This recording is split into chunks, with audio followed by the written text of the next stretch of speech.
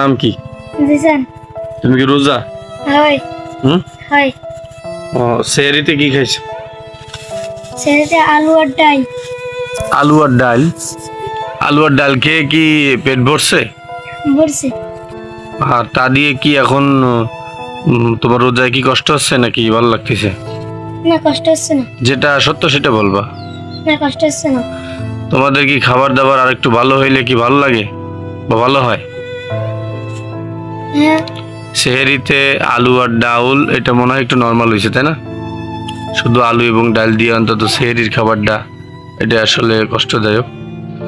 তো তোমাদের এই মাদ্রাসায় তোমরা থাকো, যখন যেটা রান্না হয় সেটা খাও, এটা শুকরিয়া। ধৈর্য ধরো, চেষ্টা করতেছি ভালো কিছু দেওয়ার জন্যে।